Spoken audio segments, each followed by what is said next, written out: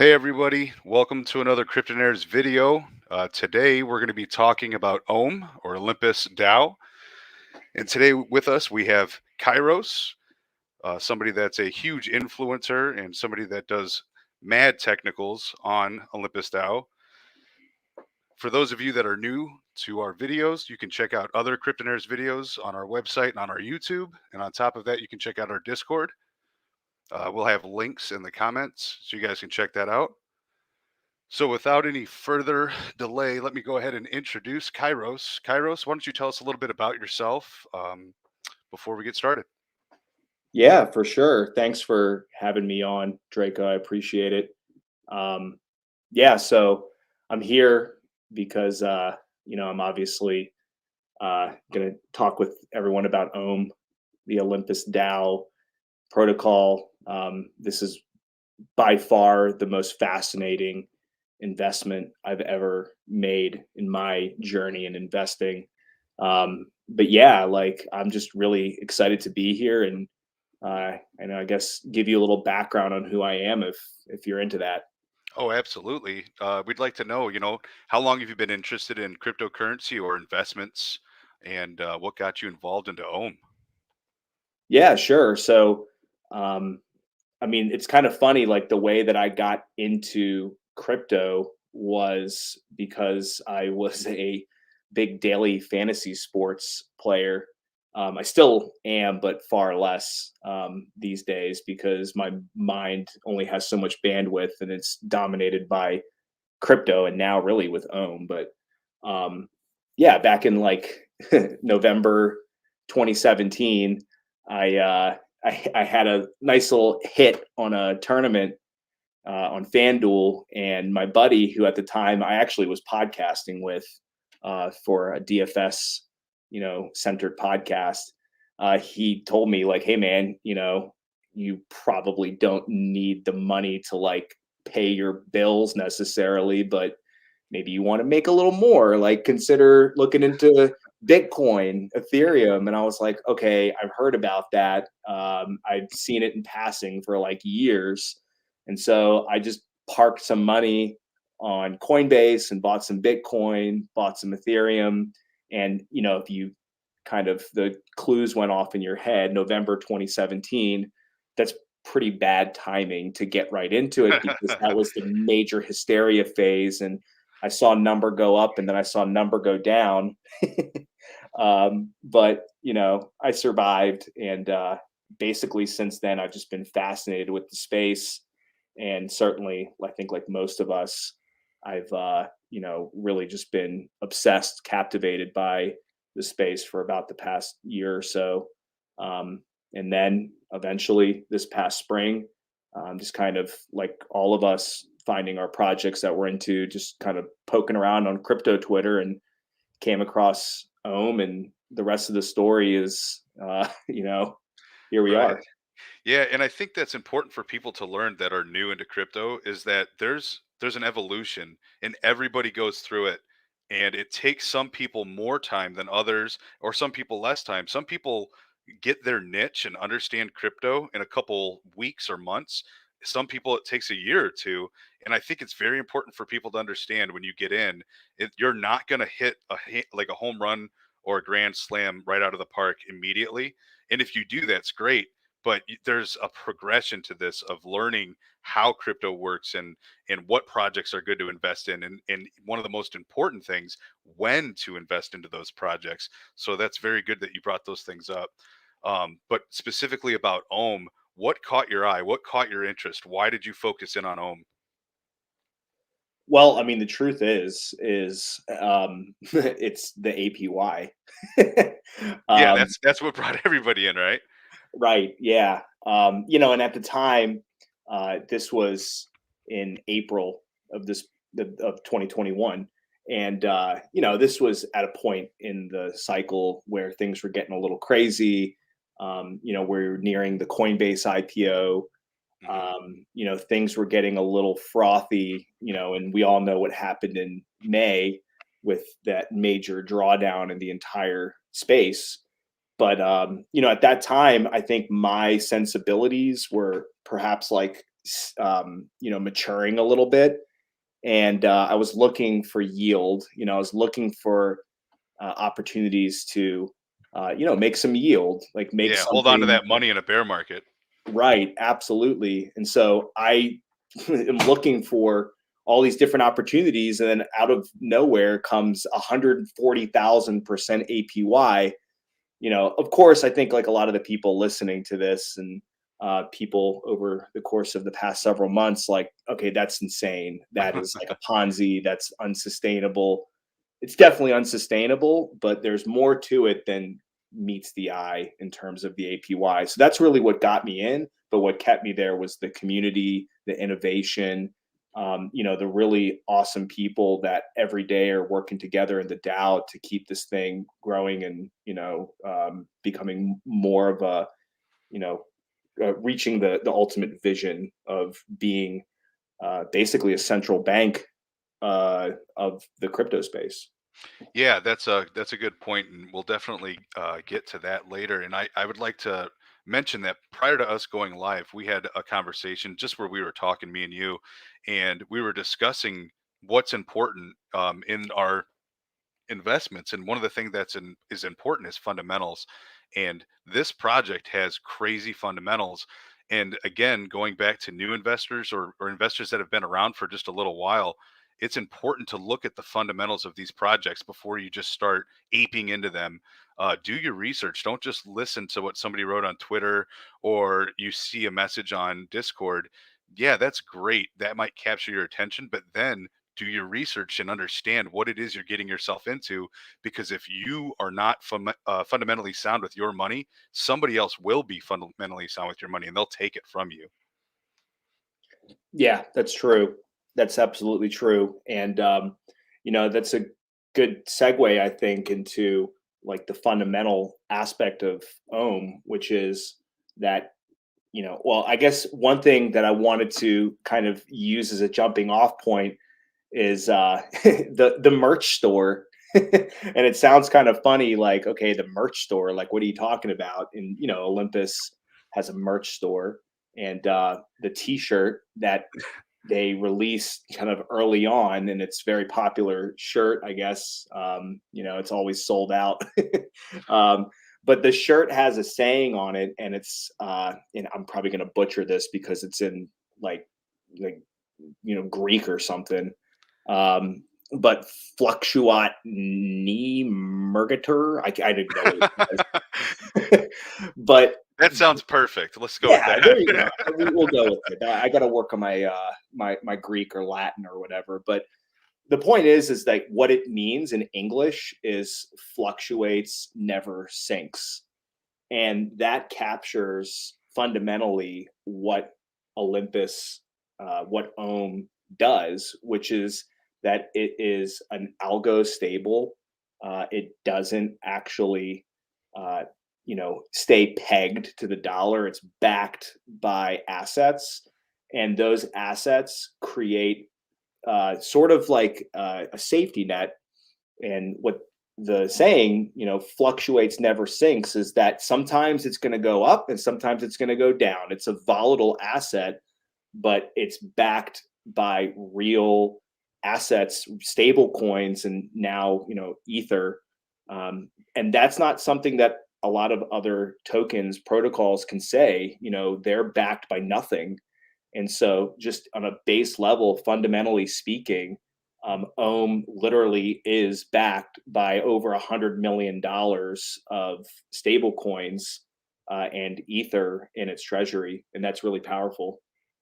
Yeah, I think that's a really good thing to hit on is that this project is building a foundation, and it's been building a foundation, but more recently with the amount of people that are getting involved, it's building a foundation very quickly.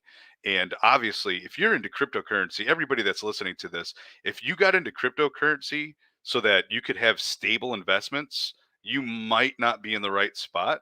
So you might want to think about that when you're looking at your projects. And some people will say, well, that's not very stable, I'm not going to get into it. Well, why don't you look at how it's performed over the course of several weeks or several months? Why don't you look at the fundamentals? Why don't you find out why it's not stable? And I think when you come to the conclusions that you might look at and see is that there's a reason for that, and it might not be a bad thing.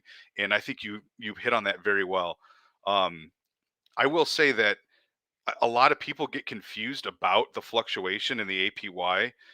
You were talking about how it's pegged to its assets. Can you describe a little bit why it moves so much?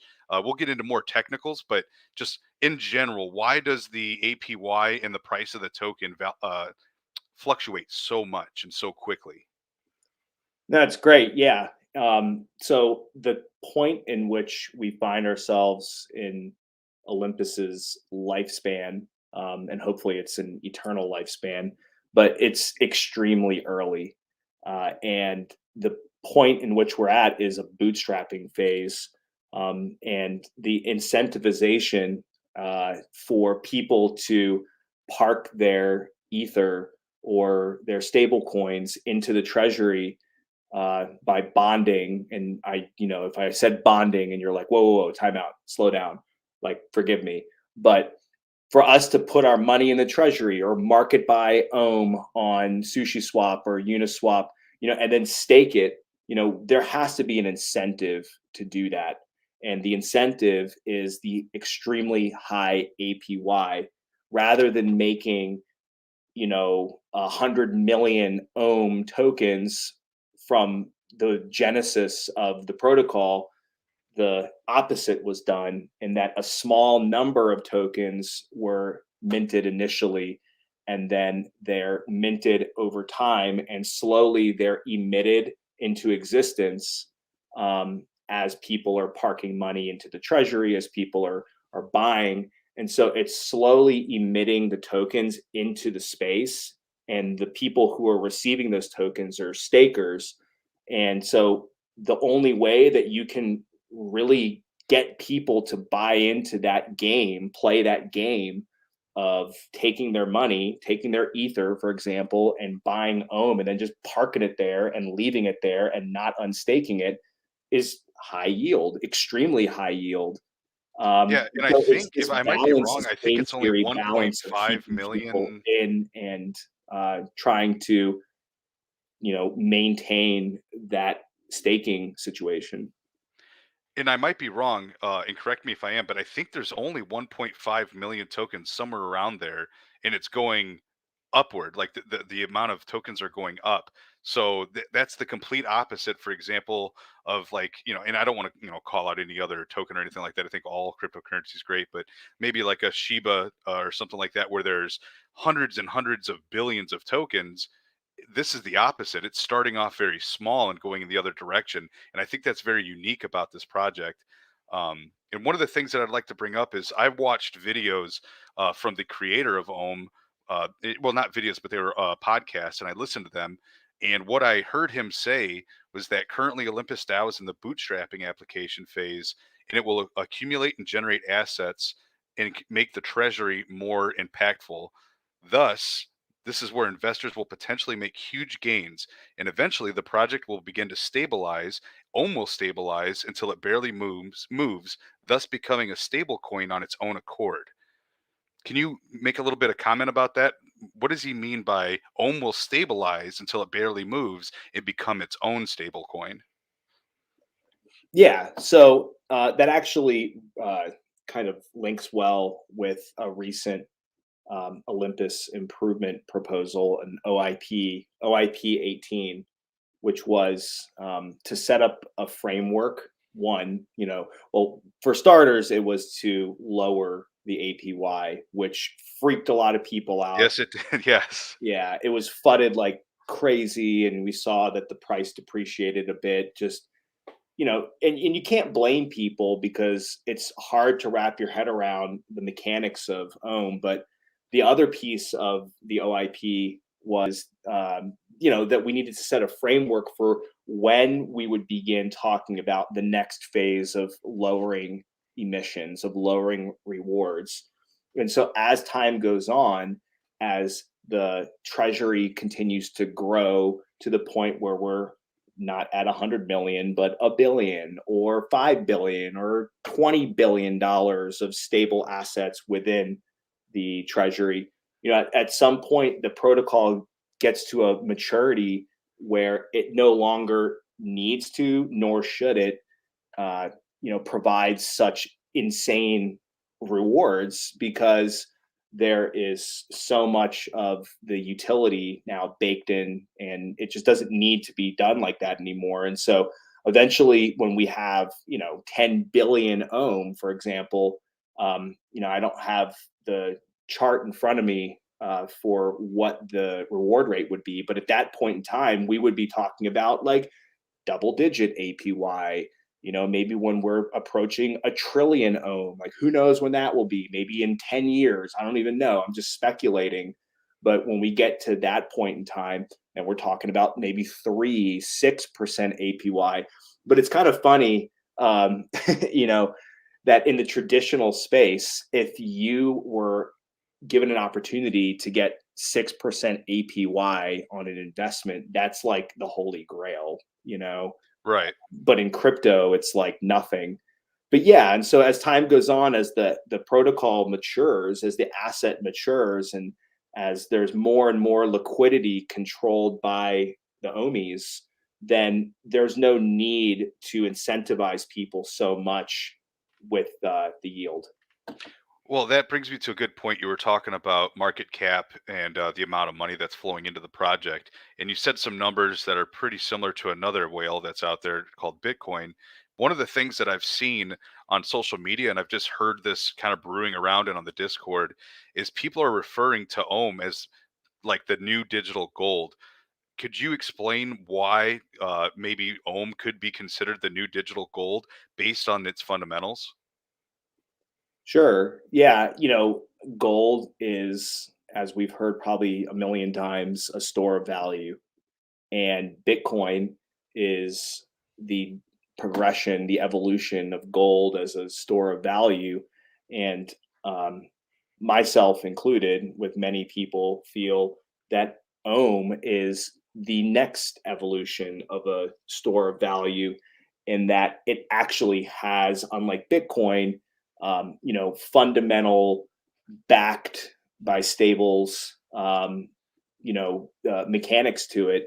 There's a structure to it where there's something there backing it. Whereas Bitcoin, the only thing that's backing it, just like the US dollar, for example, is the faith of all the holders and the users of the asset. And so, like, sure, you could say that Bitcoin is perhaps backed by like the miner infrastructure, that there's millions, tens of millions, I don't know, billions of dollars of mining operations out there.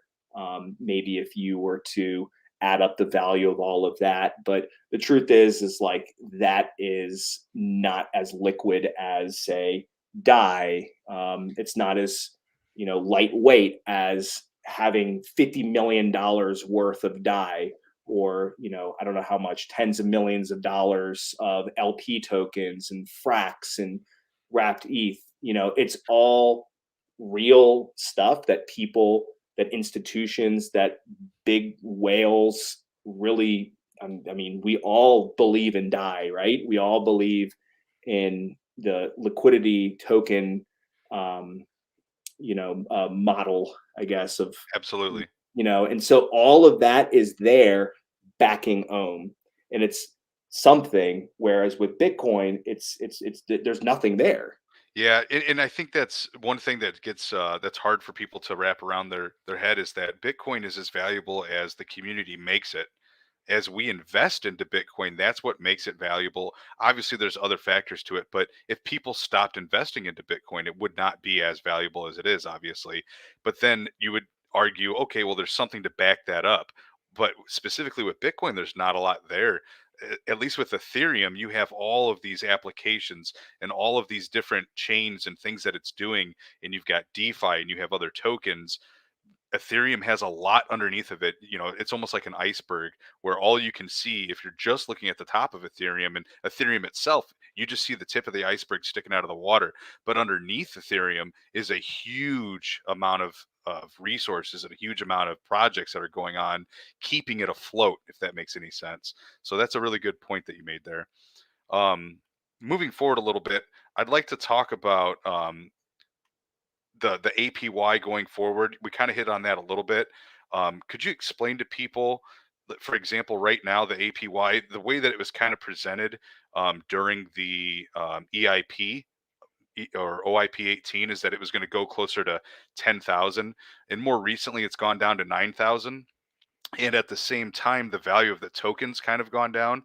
And for a little while there, it seemed like if the value of the token went down, the APY went up, and vice versa. If the token went up, the APY went down. And right now, we're kind of seeing a sentiment where both APY and the token value are kind of going down a little bit. Could you show us or tell us about why that's kind of happening? Yeah, sure. So, um, I think I should, first say that in terms of the price of the token, price doesn't matter with Ohm. It does in the sense that, on a day to day basis, on a, let's say, even a week or month to month basis, it doesn't matter. But in the grand scheme of things over time, the longer that you stay staked, the longer that you allow time to take its course and that the APY is allowed to take its course, the greater your Ohm holdings will be.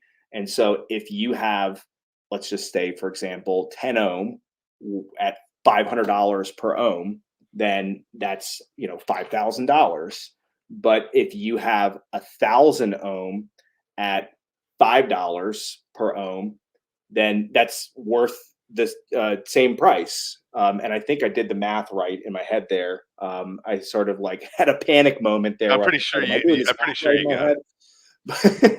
But my point is that as your supply increases, the price required to maintain your investment, it doesn't need to be what it once was when you had a smaller stack.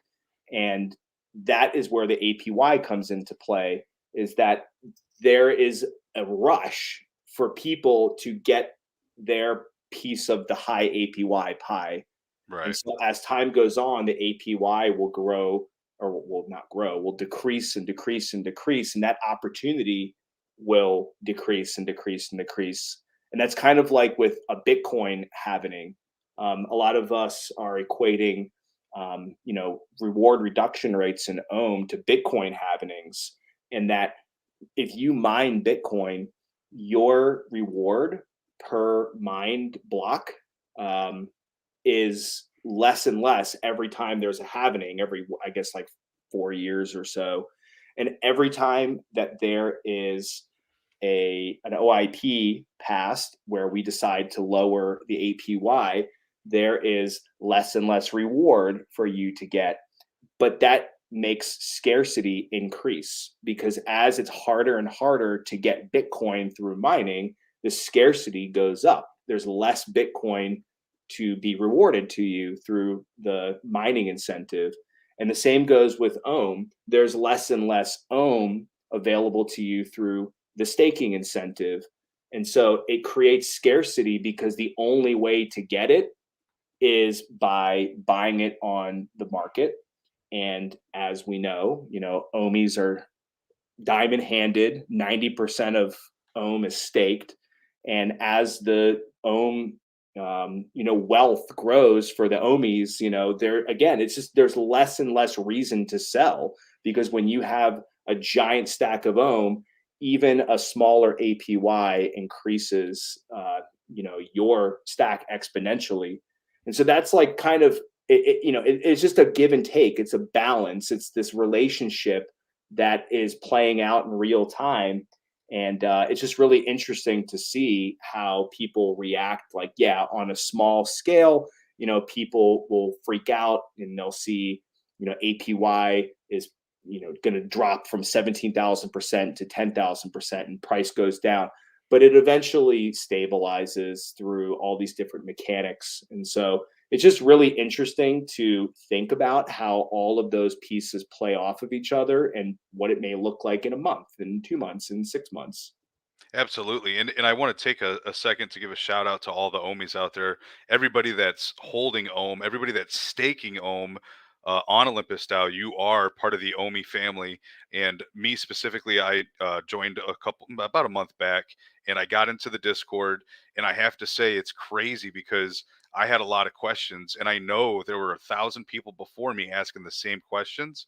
And people took the time, not just mods, but just regular people, just were saying, "Hey, look at this," or "Here's some information for you to read." And it was very comforting to know that there was a whole community of people, and there's a lot of communities out there. There's communities for everything. The NFT market has great communities as well, but I have to say, the Omis, the amount of memes that they're creating, the engagement, the community, it's crazy. There is a cult following going on in the Omis, and I think it's awesome. It's great to be a part of it. At this point, I just like to sit back and read and learn from these guys. But you guys are killing it. Keep those diamond hands and keep on holding on, because you guys are driving this project as well. Yeah, and I'm glad that you kind of mentioned the memes and the Omis, and I think the longer you spend in crypto, the more you see the power of memes and the power of community and coordination. And one of the things that really resonated with me was, there's a crypto Twitter personality investor, Fiscantis, and Fiscantis, he makes his rounds on podcasts, and certainly is a great person to follow on Twitter for some alpha. But he gave the analogy of Ohm is like a giant benevolent whale, that when you take what's now, I think, 12,000 stakers and you kind of mush them all together into one giant whale that is controlling hundreds of millions of dollars in assets, you can imagine that all 12,000 of us are one. And that is probably, in my mind, one of the next big explosions of popularity in crypto is the DAO, is like the social token, Yep. perhaps, like, or the, like, I guess, a coordination token. I'm trying to think of like a way to describe it, but like Ohm represents coordination of 12,000 people working together in one common vision. And it's just so amazing that this technology allows for that. It's just something that you can't get people to do in the real world meat space, I guess, if you will, because people have so many different agendas and biases and such. But the way that the protocol is structured, it's just like it's art. It's like perfection, and it gets people to be incentivized to coordinate and to stick with the plan, which is to 3-3. It's just to buy and stake. Yeah, and for people that are new, you'll see a lot of 3-3. Obviously, you should look that up and see what that's all about. But in general, it means to buy and stake. If you're trying to grow your assets in Ohm, you buy and stake and join the Omi crew. That brings me to some more questions about the project itself and with the community. I personally, and there's a lot of people that are newer to this, so they're asking these questions, and some of these questions are coming being fielded through community questions as well. But there's a lot of FUD. There's a lot of rumors about project like this one, for example, where people say that I don't trust it because none of the developers are doxxed. I don't trust it because there's too much anonymity. Everybody's anonymous. What would you say to that? And what would you say to the people that say that this project and the APY is too good to be true? Yeah, I think. Well, first of all, like there's two parts to that. There's like the APY. I think I can kind of answer that pretty quickly, and then talking about how the like the founder Zeus, as well as the DAO, most, if not all, there's a few people who are doxxed, but most members of the DAO are anon. So in terms of the APY, I really do think that the APY, the number itself, what is it now? I think it's like 8,000, 9,000. I'm on the site, 9,155, 9,155. That's a meme. Okay. The APY is meant to capture your attention. And the reason why I say that is it is never going to be 91.55. It's never going to be that tomorrow or next week or next month. It's just not. It may be higher tomorrow. It may be lower tomorrow. It fluctuates all the time. Every Right. epoch, every 8 hours, there's a certain number of Ethereum blocks that pass um, roughly within an 8 hour span.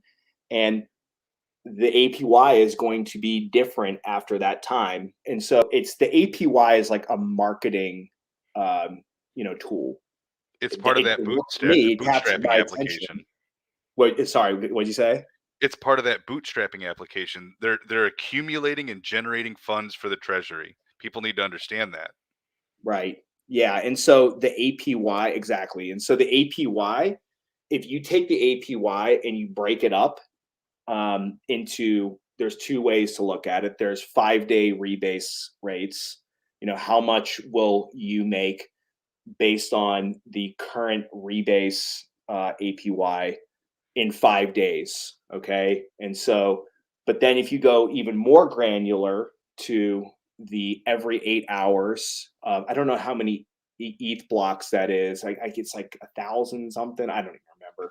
I thought it was 22,000, but I could be wrong. I'll look. Yeah, it's something like, because I think there's like an ETH, like every block is it's like a minute every minute, or I can't remember. But anyways, the point is that right now the rebase yield is 0.4143%.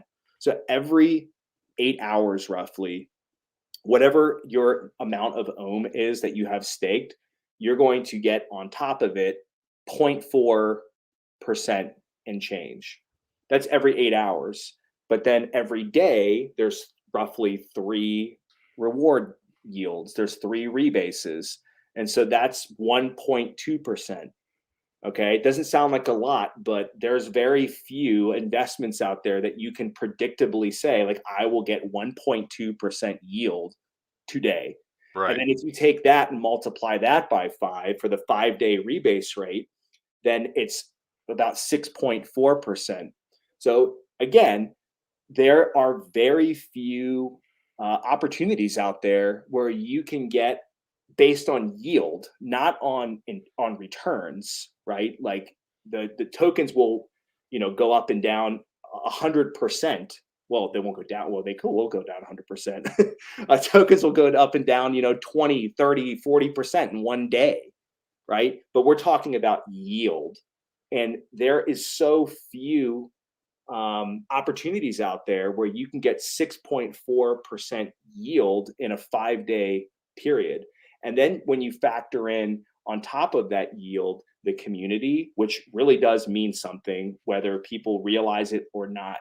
The amount of time that we're spending online in digital spaces, on Discord, on Twitter, on other social media, and then eventually, with the metaverse and such, community matters. We're all sports fans, maybe not all of us, but a lot of us are sports fans. We identify with sports teams, with musicians, with actors, with brands, etc. So people are trying to start to wrap their head around the whole social token piece, the NFT craze. It's community driven, it's culture driven. And so when you factor in the community, the culture of Olympus, when you factor in that amazing, like, predictable return rate and yield, when you factor in the innovation and the people that are working on this protocol every single day, I mean, it's just an amazing amalgamation of all these factors coming together. And then kind of rolling into the other part of your question with the people working on it, that is what we want in crypto. Like Right. the people who, Decentralization. absolutely, like the people who, the cypherpunks, the people who thought up cryptographic money, decades ago, and then we're working on it, 20 years ago, and then, 10, 15 years ago, or whatever, as Bitcoin came on the scene. People, yeah, there were some doxed people, but that's the beauty of it, is that the technology allows your skill to be the only thing that matters. It doesn't matter what college you went to, what people you know. It doesn't matter where you're from. You know, if you're black or white or gay or straight, a man, a woman, pretty, ugly, it doesn't matter. All that matters is what you produce. And to dox yourself, it goes against the whole philosophy of a meritocracy. Like, what can you do? What can you give people? If that's something of value, then that's really all that should matter. Nothing else matters. Right. Why does your value have to be pegged to all of these other items that define a human being when you're creating something different that isn't defined by those logics? Yeah, for sure. And so like the normie, I guess. Like I'm not like a super youngster. Like well into my 30s. And so I remember on Twitter, I was referred to as a geriatric millennial, which Yeah, me yeah. too. So like I still have some like old uh I don't know, sensibilities. Like, I want to know who you are. I want to be able to trust you and look you in the eye and shake your hand. And Yes. that's kind of like becoming, an arcane, outdated requirement for innovation and trust and whatever business. I mean, I just really believe that we're going into an era, a future where all that matters is what you produce. Yeah, that's a good point. I really like that envisionment that you're talking about there about not having to dox yourself and to be more looked at by your product rather than who you actually are. Really quick, I'd like to get into something that Ohm can do, which not many other projects can do within themselves. But can we discuss Rari Capital and loans and how that process works? I'd like to hear your opinion about how that functions and kind of go through how to get loans through Rari Capital and also your take on it, the pros and cons with doing loans with Rari Capital with your Ohm.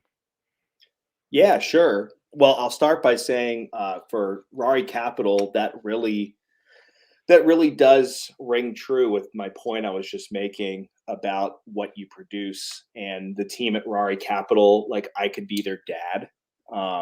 Most of them are, if not all of them, are like, I think, I mean, definitely under 25, but that would be a problem if I was the father of a 25. That's gonna cut me close.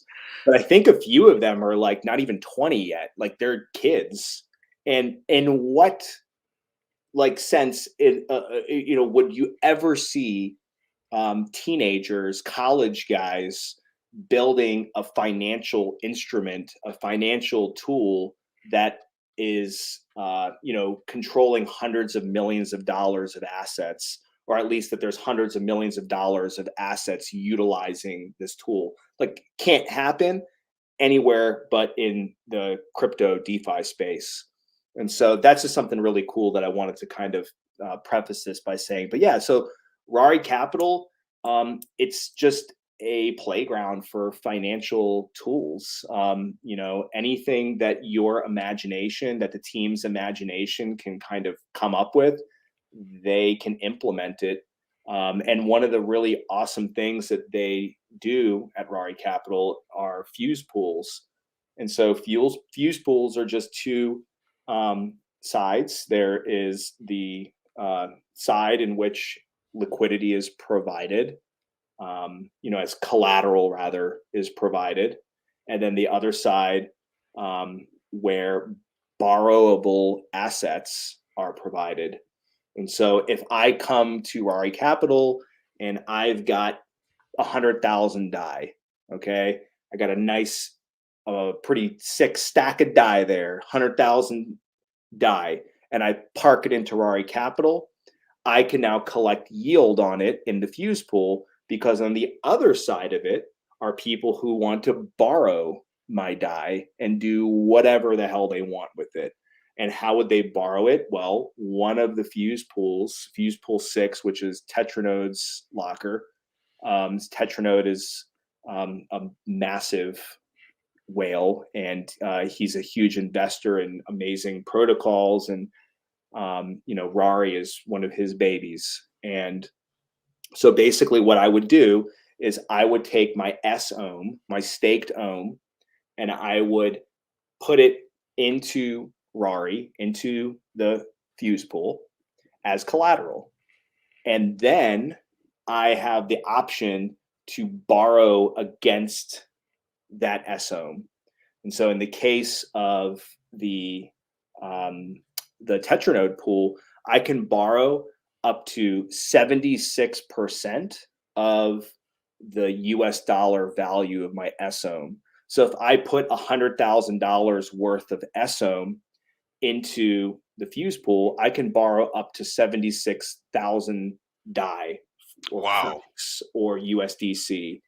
Now What that would is be a really risky move because that is going to put you at a very close liquidation price to the current price. We can get into that. I can actually share my screen to show, a tool that can really help you make a good decision if you want to get into the fuse pool. But yeah, and so where does that DAI come from? It comes from the guy who put it in there because he wanted to get yield. I've got 100,000 DAI. Yeah, here you go. I'll put it in the pool. And if somebody wants to borrow it, they can pay me yield. So I'm going to borrow that guy's DAI and I'm going to pay him, 50% APR for the year. And you're like, holy shit, 50% APR. But remember, you can pay that loan back in like, 1 day or like 5 days and pay a fraction of that 50% APR. But it's basically a peer-to-peer lending tool. And there are strategies that are specific to Ohm that are really powerful, one of which is 99. You see that in my Twitter handle, Kairos 99, because I'm 99ing right now. And so I can share my screen and show you a bit about how that works. But I don't know if you want me to clarify anything before I throw my sheet up. It's not my sheet, but one of the Omis, his sheet. No, I think that's perfect. Just if you could just explain like how to do it, or the fundamentals of it, and then how quickly it can pay itself off, because that was one of the big things to me when I saw it was, wow, this you can pay yourself back very quickly with those loans. Yeah, for sure. So can you confirm that my screen is up Yep. and okay, awesome. So um, right here is where we're looking on the left side. And so first of all, I have to give credit where credit's due. I did not make this sheet. This is one of the god tier Omis, Brian. And Brian and Osfi, one of the legends in Ohm. Osfi and Brian had a session one day, like a 2 hour long session, and they went over like financial modeling. And then about 55, 60 minutes in, Brian got on and talked about 9-9 strategy, the 9-9 strategy. And it's just like 3-3, squared. 3 squared is 9. So it's like super 3-3. And so if you're interested in watching that, that recording of that Discord, what are they called? Like the stage, the Discord stage, Hangout, whatever. It's on. I'll post the link in the chat in a minute. But it's 0xJ's YouTube channel, I believe. Anyways, this is his spreadsheet and it's very simple and I'll show you how to use it. So way to go, Brian. So let's pretend that you have 60 S-ohm and it's worth $19,000 roughly. Okay. I have to say, first and foremost, if you only have, let's say 10 ohm, I mean, $3,100 is, I don't want to say only, that's like a lot of money, but this is not going to work for you because there's a 1 ETH minimum for fuse borrowing. So right now, 1 ETH is like 3,800, I believe. Somewhere around So there, yeah. yeah, so if you had 12, you would have the equivalent of 1 ETH of value in your own. That's not enough. you need to have probably, I would say, like $15,000, $20,000. So sorry to disappoint if people are kind of new on their journey. And I say that new on their journey because you just have to give it time. And as long as you can survive in crypto, you'll make it. That's it. Like, just do your due diligence, follow the crowd, trust other people's judgment, and you'll get there. It's a fact. Just survive. Don't get rugged. Don't screw up and do dumb shit. You'll make it. So, anyways, off my soapbox. Let's say you have 60 SOM, $19,076. You can borrow up to $14,500. Okay. And so let's say that you borrow $14,000, 14,000 DAI. You're now using 96% of your borrow usage, and your liquidation price is $307. So if we go to the chart here, I'm going to get my Ichimoku cloud off here. And we put a line at $307. Oh boy, it's scary. I mean, it's like right there.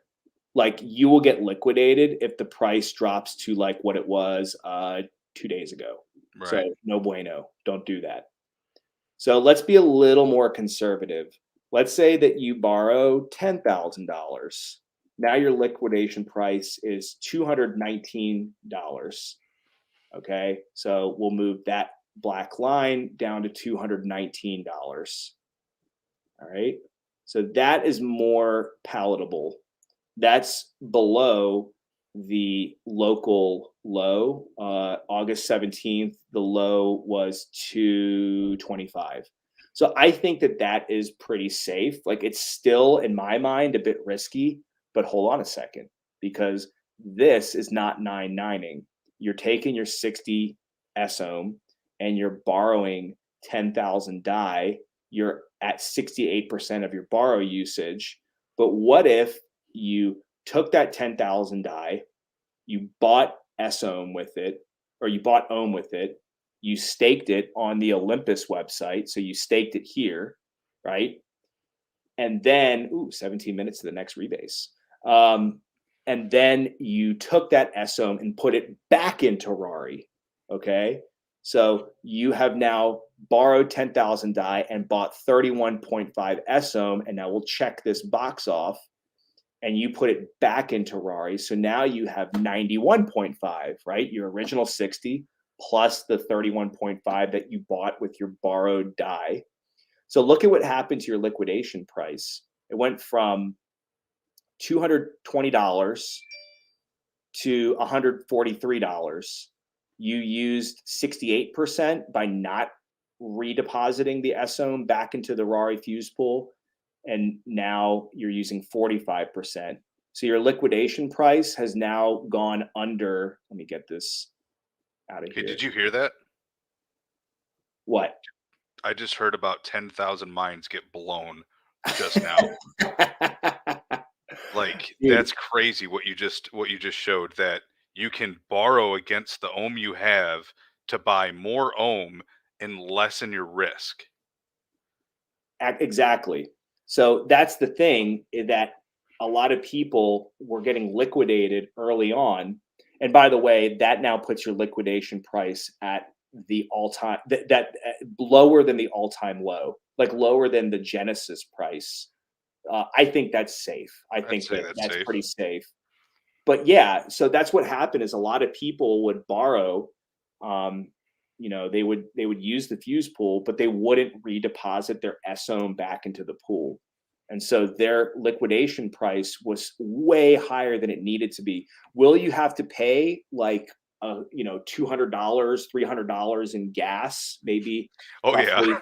Yeah, like there's a lot of gas involved, but you also have to look at the gas that you're paying as a cost to, as a cost to do this. It is what it is. You have to pay gas.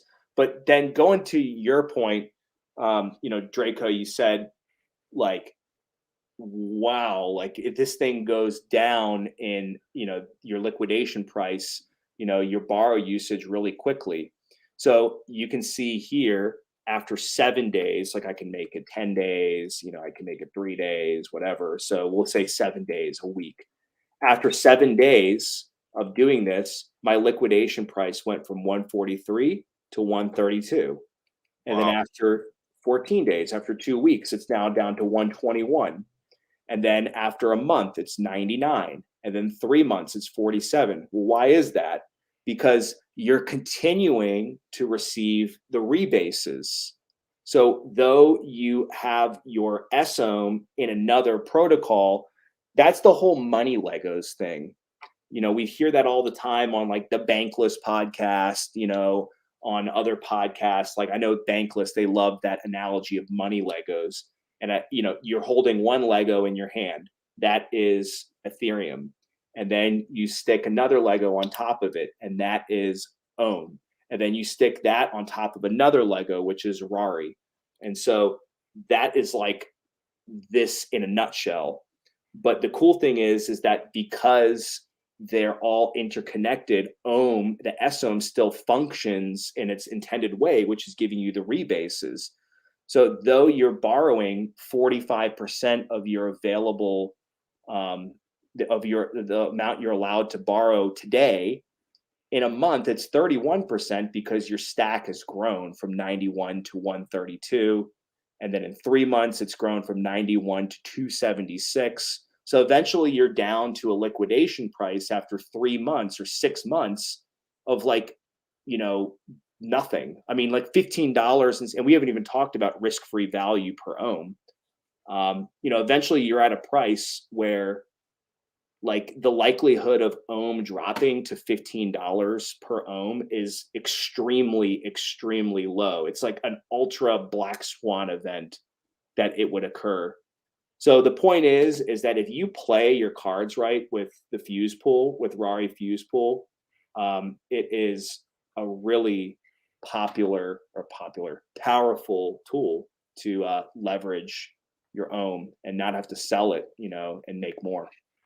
Yeah, that's ridiculous. I knew a little bit about that, but then seeing you post it that way and describe it like that is just a whole nother level. That's going to be a really powerful tool for people to use, and I hope that people got some value out of that.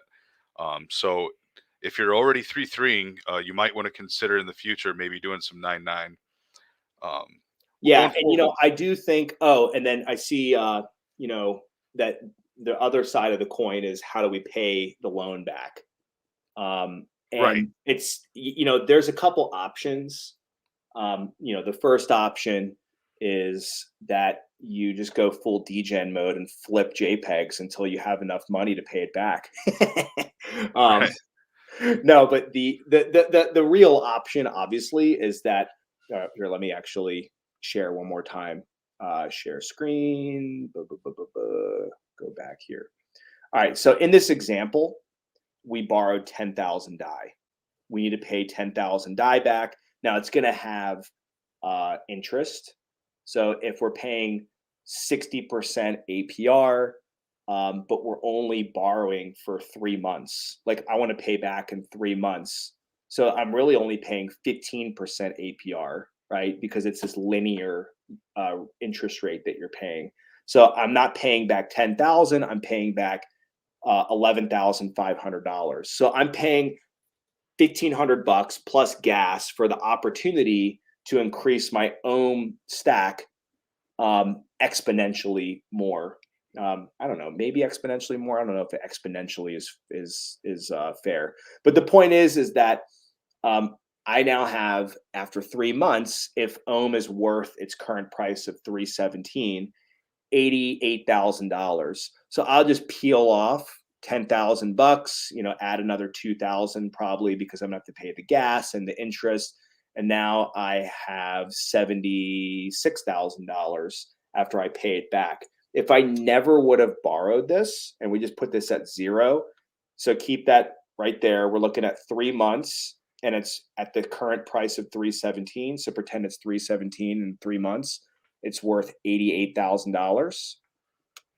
And so it would have been worth $57,000 if I wouldn't have 9-9'd. So you can see that it is a very powerful way to grow your stack without having to sell and buy back in. Um, but yeah, so that's really the way to do it, is to sell some to pay it back. But the truth is you could just leave it in perpetuity. Like you could just never pay it back. Um, or you can just pay it back after a long time, because after 6 months, after a year, I mean, you're likely not going to have this amount because the APY won't be that high enough to get you to 81.29 ohm after a year. But the point is that you'll get to a point where paying that loan back is like, you know, like putting $1 in a vending machine, Yeah, it'll be a very small percentage of your earnings. right? That brings me to a point of asking, what does a $1 billion market cap look like for this project, or maybe $500 million look like for this project? Because again, we're still at that bootstrapping phase. The last time I looked, th- when you look at Coin Market Cap, some of the information on there is not as thorough as it could be. But this is saying we're at a 446 $1 million market cap. So $1 billion market cap. If we get to that point, would that raise the value of the token, or is that going to stabilize the value of the token to a different area? Is that going to bring it down a little bit?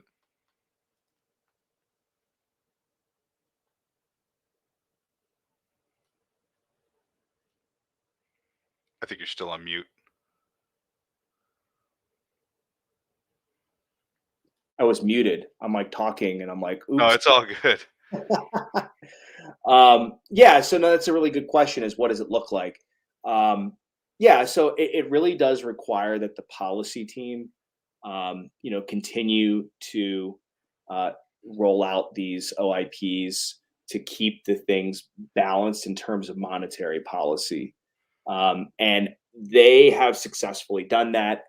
I'm sharing my screen now, the dashboard for the Olympus site. And then if you kind of click through and you can go to the Dune dashboard, um, and you can just see all kinds of different metrics of the market value of treasury assets. And you have to expect that things will continue on the current progression, because so far it's just been a lot of good decision making on the part of the policy team, on a part of the DAO.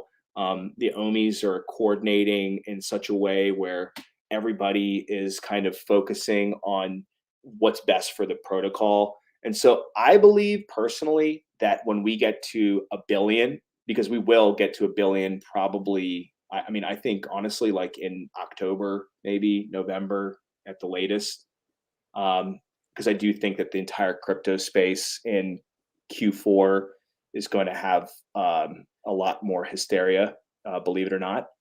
I think Yeah, that I think Bitcoin you're will right. go bananas, and I think Ohm will follow suit. But yeah, like in terms of like the short term, I think market cap getting to a billion, it'll look largely the same in terms of what we're seeing now. But when you're talking about 10 billion, or 50 billion, what does it look like? And I think that that just really is the evolution of the protocol getting closer and closer to its goal of being, the like a denominator, a currency, a DeFi currency, a true crypto currency, and that means that other protocols are denominating in ohm. And it's kind of hard to imagine, like, wow, so are you saying that there will be not ohm ETH or ohm BTC, but ETH ohm, or sushi ohm? Right. Well, that's the goal, is that we're denominating in ohm, and hopefully that goal is achieved. But it's certainly not now. It's going to, though, if we reach that size of market cap, be the reality. And I'm really confident that everybody that's working on this project will be able to get there. Yeah, and that brings me to another good point. And I want to again quote, and these aren't direct quotes, but part of the podcast that I was listening to, where I was listening to some of the founders, specifically Zeus. This is one of the things he said, and I think that drives home what you're talking about, and he actually uses a metaphor that you used earlier. And what he said is Olympus DAO is attempting to become the biggest whale in the game. The purpose of this whale is to create market stability for individual projects, blockchains, and eventually the entire crypto market. Now, I want everybody to listen to this. This is what Olympus DAO is trying to do. And this isn't talked about a lot, but I think it's important to focus on these long-term goals. Olympus DAO envisions a day where it becomes almost impossible to manipulate the crypto market. Olympus DAO aims to have more leverage, liquidity, and assets readily available in reserves than any sole investors, which will reduce the ability to control the price in the market. This involves all cryptocurrency. Think about what we've gone through in 2021.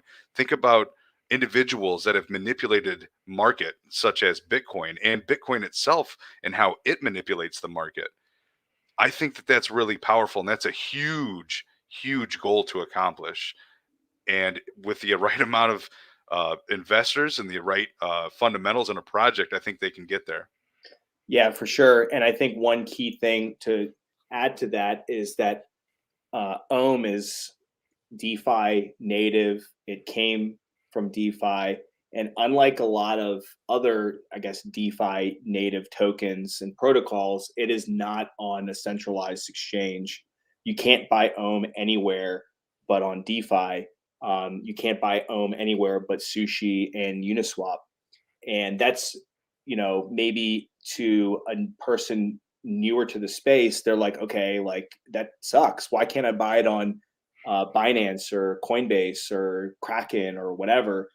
Well, that's the point. We don't want it to be on a centralized exchange because we Because then don't you'll want create it to whales. be traded as that type of asset. We don't want it to be viewed or treated as like this tradable, flippable, marginable asset. Like, yeah, you can use leverage essentially with the Rari Fuse pool, but Ohm is DeFi native. It lives on DeFi. It lives on Ethereum.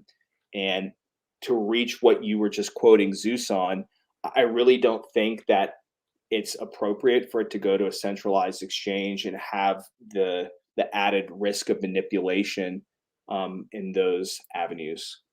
Yeah, and that brings it even further. That Olympus DAO is to be thought of as the first actively managed central bank in crypto, and that this central bank, unlike other central banks, is backed by people, not huge investors, not the super elite, not rich people from other countries. This central bank that is all in crypto is going to be managed and backed by us, the people. And I think that that's huge. There's nothing else like that right now, and I think that's huge boots to fill. But I think it can get there. I think you just need to 3-3 so that we can get there and continue to invest. This brings me to one of my last questions here is what is the end game? What is the end game for Ohm? Where is it going? Where is it taking us? Yeah, great question. Yeah, I think in different stages, the end game for this month is that we're going to cap off September with FOMO 3. For those of you that have been around a little while, you remember FOMO 2, FOMO 1.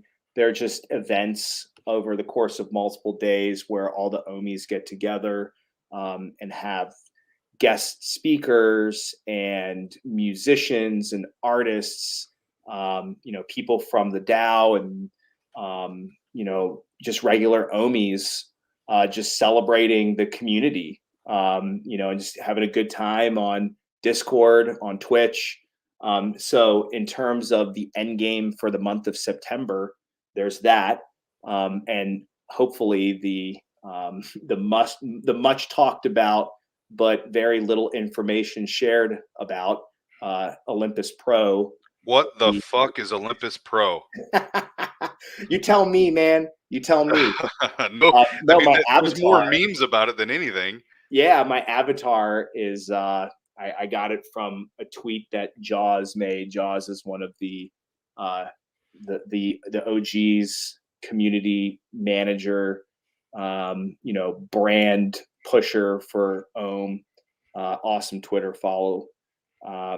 Say inshallah, look him up. But yeah, like Olympus Pro, I honestly I have no idea what it is. Like I have zero clue. I It could be anything. Maybe there will be a money market on the Olympus website, like akin to what Rari does, and you just do it directly through Ohm, or maybe it'll be an NFT marketplace because I know in the Odyssey server, the Odyssey DAO, we have a separate server on Discord called Odyssey, where there's just a lot of development and collaboration on memes and the culture of Olympus. So maybe there'll be something like that, or maybe there will be something with locked staking. I don't know. Like there was a huge discussion back, I guess, in like June-ish about locked staking, where a lot of people get frustrated that whales come in and they stake for like one epoch or one day or whatever, and then they unstake, and that creates much very frustrating volatility in the asset price. So maybe there'll be something with that. I have no clue, but I do know that September is going to be an exciting month. And then in terms of like the moderate term, midterm end game, I think it's just getting more and more ohmies educated, more and more people outside of the protocol educated to understand what it is we're trying to do here. And just kind of getting more adoption. And so I think that coupled with just more innovation, like exciting integrations with other protocols, integrating with Tokenomics, hopefully, with Alchemics, other protocols that are, I feel like, in the same orbit with Ohm. As soon as I say Alchemics, I see Allison writes, will loans on Alchemics be an option moving forward? Those are self-paying. I would love that. That would be awesome, like to integrate Ohm with Alchemics.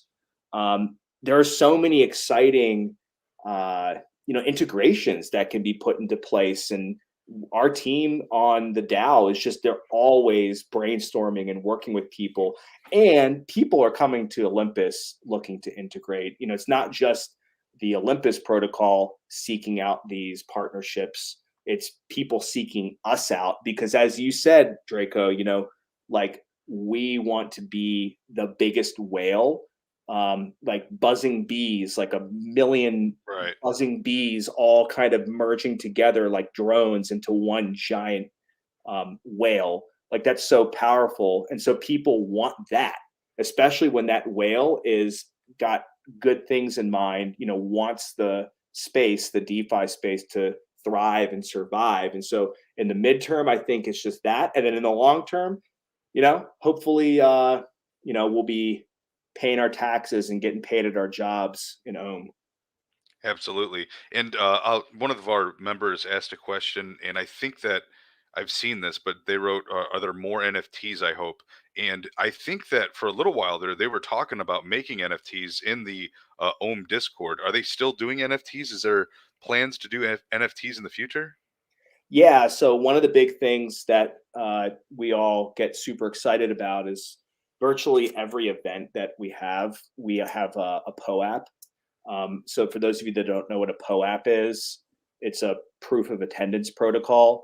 And so, one of the future evolutions of crypto is like when you go to a sporting event or a concert or a festival, a convention, you will be able to get airdropped or mint an NFT called a POAP. And it's like a ticket stub, but on your Ether wallet, that you can, easily trade with people, and that there can be integrations with it.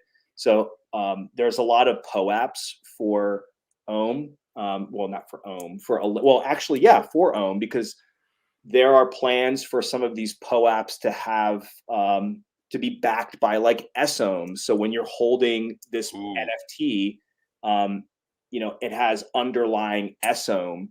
And so just by holding this NFT, you're holding SOM, which is super cool. That's awesome. Yeah, it's hard for me to wrap my head around sometimes just thinking about how innovative and cool that is. But then the other thing is just the NFTs themselves, the art that people are making. And so I know like Fatty Bags, he's one of the OGs, one of the he's like typically the MC of a lot of events of FOMO.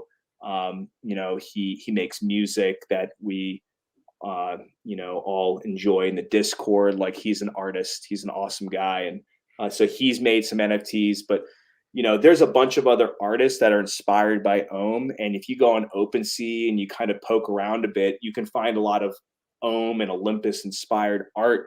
One of the big things that we're trying to do is just fill like I can't remember what it's called, but it's basically like a metaverse virtual art gallery space, and just accumulate as much art and NFTs and things of that nature that represent the culture and the sensibilities of the Omis, in the virtual space. So there's a lot to do with NFTs, especially if you go check out the Odyssey Discord. If you're into that, you will not be disappointed. I can tell you that much. Absolutely. And I think that pretty much rounds out all the questions that I have. I'll let you go ahead and close it out here, but I want to remind everybody to, make sure that if you guys are interested in this type of content, you guys can check out uh, the Olympus DAO Discord. You can also check out our Discord at Cryptonairz. There's links that are scrolling at the bottom, and there's provided links in the comments. And right now, there's a discount code. I think it's fall 30 or fall 35. So you can get 35% off of your enrollment fees and things of that nature. And if you're interested in more content like this, it's fall 35. If you're interested in more content like this, get involved, get into our Discord, let us know what you guys want to hear about. The whole reason why we're having this conversation tonight is because people in our Discord said that they wanted to learn more about OlympusDAO. So that's why we're here today. I want to officially thank you for all of your time. I want to thank you for all of your knowledge and your attendance. And I'll go ahead and let you close this out. Again, we appreciate your time. Yeah, for sure. No, I appreciate you inviting me. I'm just really glad to share kind of my obsession. I love what is being done here with this experiment, with this social economic experiment that's Olympus. I think one of the things I didn't get to, but I really think is important for people to learn and understand, is that the price doesn't matter. And so I don't really want to expand more on that because I could talk for another 20 minutes. But check out my YouTube channel. By the way, like I'm a total noob when it comes to managing a YouTube channel. So I don't even know what my YouTube channel is. So I'll post it in the chat here, in our private chat, and you can blast it out. I guess I did that right. That's pretty pathetic. Yeah, just Well, look at how do you Kairos think I on feel? YouTube. I think I friended you. Like, I mean, everybody, I'm pretty open about, what I'm doing on here. In my Twitter, I think I've got like 2 followers. So I created a Twitter specifically so that I could communicate with people in the crypto space. And it's a dismal failure, but it's all good. I mean, we're all in different points of our, social influencer life, and we're also in different points of our cryptocurrency experience. So it's all good, man. Yeah, no, that's awesome. Yeah, I hear you. It's really exciting to share everything that I have been thinking about and obsessing about and excited about with you guys. And I'll continue to make some videos as ideas come to mind. I guess if you want to just like chat, on Twitter, you can follow me. My handle is Incoom. That's INC, 4 O's M. That's another kind of fun meme we have going on in the Olympus Discord. Is I got to keep my income going. So follow me on Twitter. Any questions you have, I'm happy to to just, share with you piece of my mind, let you know what I'm thinking about it. And then of course, yeah, like go on the Cryptonairz Discord and of course the Olympus Discord. And everybody I think is just really excited, regular people that want to help their friends make it. Absolutely.